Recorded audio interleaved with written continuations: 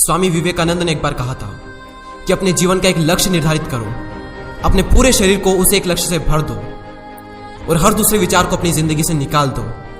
यही सफल होने का मूल मंत्र है। हमें से कई लोग डॉक्टर एपीजे अब्दुल कलाम साहब को इंस्पिरेशन मानते हैं, लेकिन क्या आपको पता है कि उनकी इंस्पिरेशन कौन है? स्वामी विवेकानंद। और सिर्फ यही नहीं, बल्कि निकोला टेस्ला, सुभाष चंद्र बोस, लाल बहादुर शास्त्री और भी कई सारे से लीजेंड्स हैं जिनकी इंस्पिरेशन स्वामी विवेकानंद है।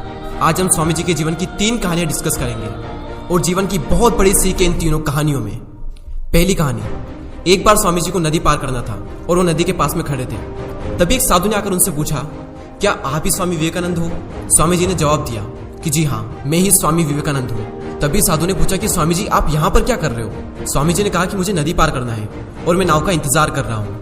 तभी साधु ने कहा कि तुम इतने बड़े इंसान हो, कई सारे लोग तुम्हें अपनी प्रेरणा का स्रोत मानते हैं और तुम एक नदी पार नहीं कर सकते।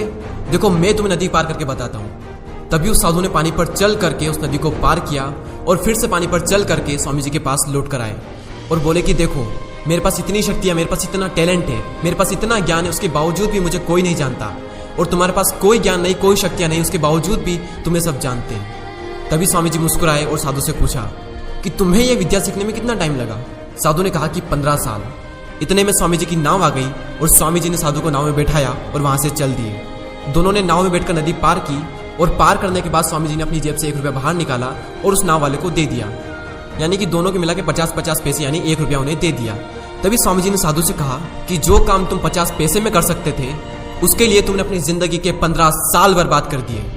और अगर यही 15 साल तुम समाज की भलाई में लगाते तो आज तुम्हें भी पूरी दुनिया जानती। और मैंने यही किया, इसलिए मुझे पूरी दुनिया जानती है और तुम्हें कोई नहीं जानता। और स्वामी जी ने साधु से कहा कि तुम्हारी तरह कई सारे लोग ऐसी चीजों में अपने दिन, हफ्ते, महीने, साल लगा देते हैं जिनका उनकी जिंदगी में कोई मतलब नहीं निकलता।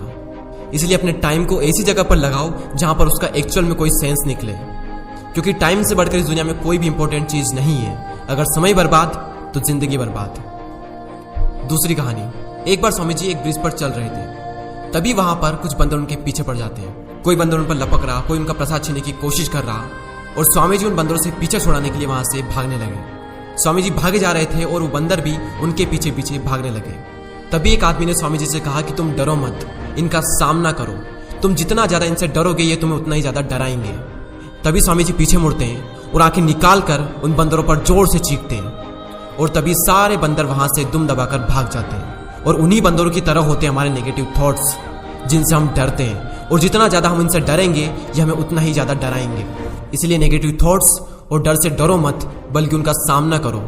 इनसे तुम जितना ज्यादा डरोगे ये तुम्हें उतना ही ज्यादा डराएंगे। और अगर तुम इनका सामना करते हो तो नेगेटिव थॉट्स और डर भी एक दिन तुमसे डर जाएगा। तीसरी कहानी को सुनाने से पहले मैं आपको कुक्कू एफएम के बारे में बताना चाहूंगा। अब कई सारे लोग वीडियो के इस पार्ट को स्किप कर देंगे और एक लाइफ चेंजिंग अपॉर्चुनिटी को भी स्किप कर देंगे।